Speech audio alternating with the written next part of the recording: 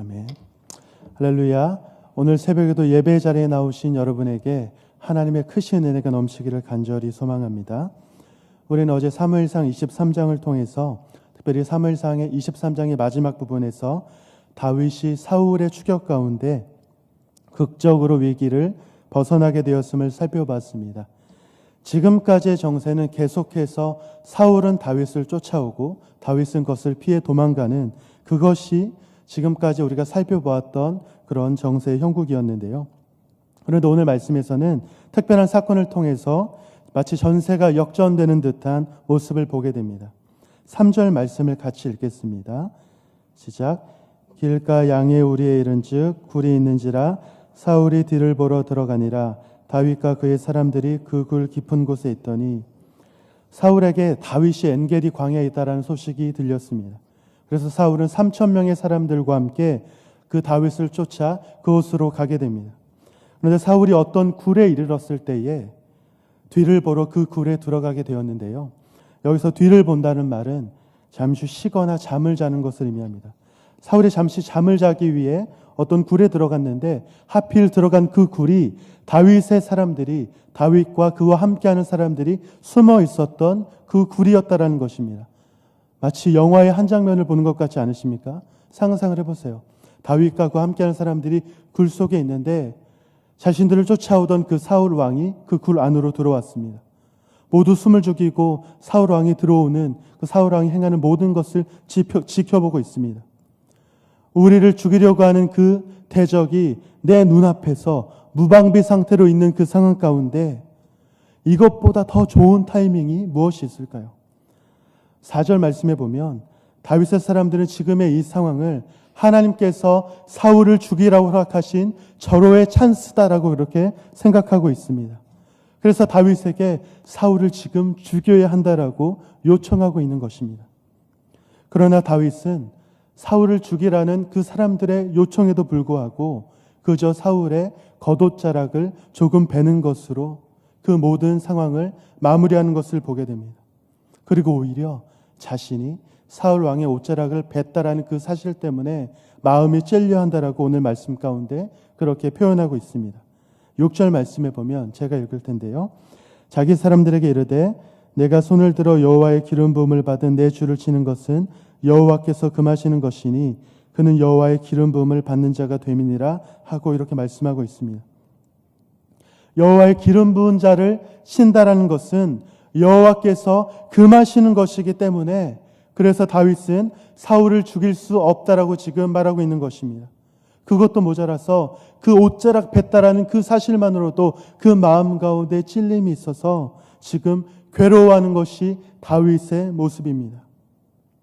사랑하는 여러분, 다윗의 행동을 통해서 우리가 깨닫게 되는 것은 다윗은 지금 당장 자신의 어려움을 벗어나기 위해서 악한 죄를 범하는 일을, 잘못을 저지르지 않았다는 것입니다. 다윗이 지금 상황에서 사울을 죽이게 된다면 다윗이 지금까지 받아온 모든 고통이 해결되어지는, 모든 고통과 어려움이 끝나는 그런 순간이 다가올 것입니다. 그리고 다윗은 사울을 대신해서 이스라엘의 왕으로 등극하게 될 것입니다. 하지만 아무리 좋은 일도, 아무리 의로운 일도 수단이 잘못된다면, 수단이 나쁘다면 그것은 옳은 일이 될 수 없다라는 것입니다. 다윗이 왕이 되기 위해서 스스로 사울을 죽이고 그 왕의 자리에 올라간다면, 그리고 사울을 죽였다면, 그 모든 문제를 해결했다면 다윗이 어찌 하나님을 주인으로 모시는 이스라엘 그 나라 가운데 왕으로 떳떳하게 설 수가 있었겠습니까? 다윗은 자신의 목적을 이루기 위해서 악한 죄를 범하는 잘못을 저지르지 않았다는 것입니다. 그것을 원치 않았습니다. 그것이 다윗의 믿음이라는 거예요. 오히려 사울을 죽이지 않음으로 인해서 다윗은 다시 쫓기는 삶이 되었습니다. 다윗은 이 모든 상황 가운데 하나님이 계획하고 계시고 하나님께서 주관하고 계시다는 것을 알고 있었기 때문에 비록 여전히 나는 쫓기는 삶이 되겠지만, 여전히 나는 고통 가운데 있겠지만 흔들리지 아니하고 요동하지 아니하고 어떤 죄를 범하는 잘못을 저지르지 않았다라는 것입니다. 이러한 다윗의 믿음은요, 우리가 12절과 15절의 말씀을 통해서 우리가 다시 한번 확인할 수 있습니다. 우리 12절 말씀과 15절 말씀을 같이 한번 읽겠습니다. 12절입니다. 여호와께서는 나와 왕 사이를 판단하사 여호와께서 나를 위하여 왕에게 보복하시려니와 내 손으로는 왕을 해하지 않겠나이다. 15절. 그런즉 여호와께서 재판장이 되어 나와 왕 사이에 심판하사 나의 사정을 살펴 억울함을 풀어주시고 나를 왕의 손에서 건지시기를 원하나이다 아니라. 그러면 이 말씀이 무엇을 의미하나요? 지금 다윗이 처한 상황이 억울하고 답답하지만 그 문제의 해결을 내가 하지 않겠다라는 것입니다. 하나님 앞에 맡기겠다는 것입니다. 하나님께서 판단하시고 하나님께서 복수하시고 하나님께서 억울함을 풀어주실 것이기 때문에 지금 내가 죄를 범하지 않겠다라는 것을 의미합니다. 나를 죽이려는 그 악한 왕일지라도 하나님께서 기름 부으신 왕이기에 내가 그 왕에게 그 왕을 해하고 그 왕을 죽여 잘못을 저지르지 않겠다라고 지금 고백하고 있는 것입니다. 그렇기에 지금 당장은 아닐지라도 하나님께서 원수를 갚아주실 것이기에 내가 그것을 믿고 기다리겠습니다. 그렇게 지금 믿음으로 신앙을 고백하고 있는 것입니다. 여러분, 믿음은 이런 거예요. 우리가 살아가다 보면 때로는 억울한 일을 당하기도 하고요. 때로는 여러 가지 원치 않는 일 때문에 어려움과 고통을 당하기도 합니다. 나에게 어려움을 주는 그런 사람들은 계속해서 멀쩡하게 잘 살아가는데 나만 여전히 고통당하는 것 같습니다. 그 사람들은 여전히 떵떵거리며 잘 살고 있는데 나만 이렇게 힘들게 살아가는 것만 같습니다. 그런데 그것을 돌이키고 회복하기 위해서 내가 모든 상황을 다시 없애기 위해서 수단과 방법을 가리지 않고 그 대적을 공격하고 그 대적을 이기기 위해 노력하는 것은 참다운 그리스도인의 모습이 아니라는 것입니다. 그럴 때 하나님의 때를 기다리며 하나님께서 회복해 주시기를 기다릴 줄 아는 것이 믿음이라고 오늘 다윗의 모습을 통해서 우리가 살펴보게 됩니다. 하나님께서 하나님의 때에 모든 것을 갚아주시며 회복시켜 주실 것이며 그것을 믿고 기다리는 것, 그것이 믿음이라는 것입니다. 사랑하는 여러분, 오늘 우리 가운데 하나님의 때를 기다리며 그 하나님의 때를 기다림으로 믿음으로 신뢰하는 그런 삶을 살아가는 여러분이 되시기를 간절히 소망합니다. 하나님의 때에 하나님께서 모든 것을 갚아주시며 나의 대적을 물리쳐 주시며 나의 모든 악함과 약함과 억울함을 주님께서 회복해 주셔서 하나님께서 모든 전세를 역전시켜 주실 것이라는 것을 믿음으로 살아가는 여러분이 되시기를 간절히 소망합니다. 8절 말씀에 보면요, 사울이 굴에서 나가자 다윗이 뒤쫓아 나가서 소리치면서 사울에게 이야기합니다. 조금 전에 있었던 그 모든 것을 다윗이 사울에게 이야기하는 거예요. 그러면서 자기가 잘라낸 옷자락을 보여주면서 내가 사울왕을 충분히 죽일 수 있었지만, 내가 당신을 충분히 죽일 수 있었지만 내가 그러지 않았습니다. 이 옷자락을 보십시오. 이 모든 상황을 다 이야기하는 거예요. 여러분 한번 생각해 보세요. 사울이 지금 굴에서 쉬었다가 어떤 일이 일어난지도 모른 채 그냥 그 굴에서 나왔습니다. 근데 자기가 쫓았던, 자기가 지금 죽이려고 했던 그 다윗이 지금 뒤에서 쫓아나오고 있는 거예요. 그러면서 자신의 옷자락을 보여주면서 이야기합니다. 내가 당신을 죽일 수도 있었지만 죽이지 않았습니다. 내가 당신을 충분히 해할 수 있었지만 그러지 않았습니다.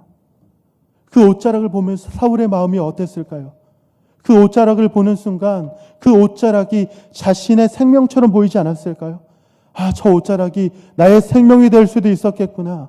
저 옷자락이 나의 생명을 앗아가는 그런 순간이 되었을 수도 있었겠구나라고 그렇게 생각하지 않았을까요? 그 상황을 깨닫게 되니까, 그 놀라운 사실을 보게 되니까 갑작스럽게 사울의 모습이 변하기 시작합니다. 16절 말씀 하반절을 보면 사울이 소리 높여 울었다라고 말씀하고 있는데요.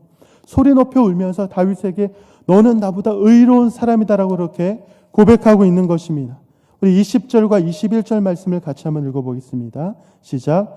보라, 나는 내가 반드시 왕이 될 것을 알고 이스라엘 나라가 내 손에 견고히 설 것을 아노니. 21절.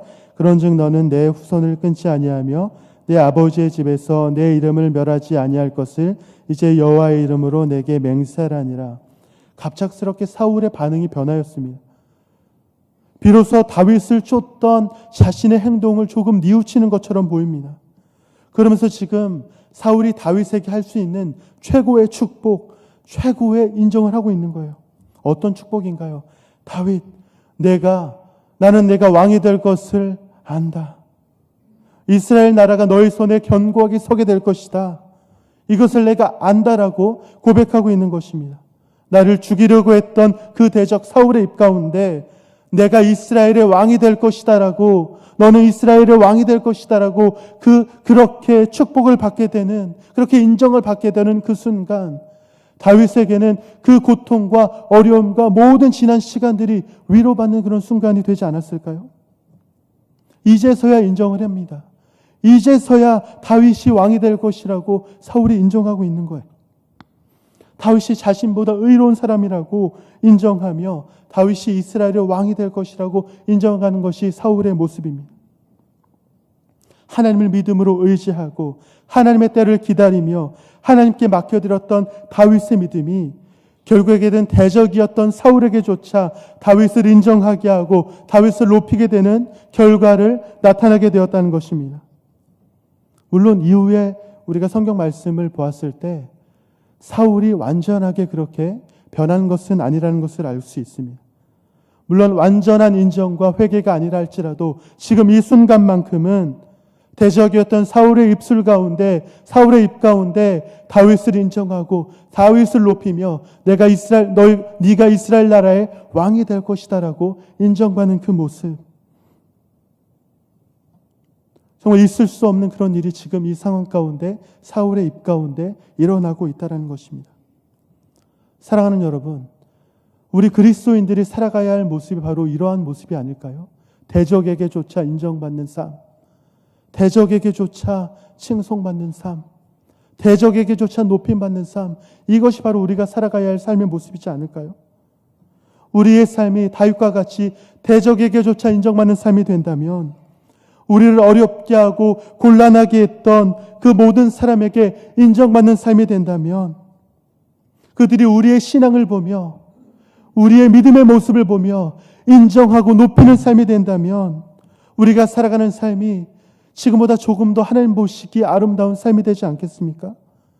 또한 세상 가운데 대적에게조차 인정받는 그런 사람들이 늘어난다면, 그런 그리스도인들이 더욱더 풍성해진다면 이 교회가 세상 가운데 조금 더 영향력 있는 모습으로 서지 않을까요?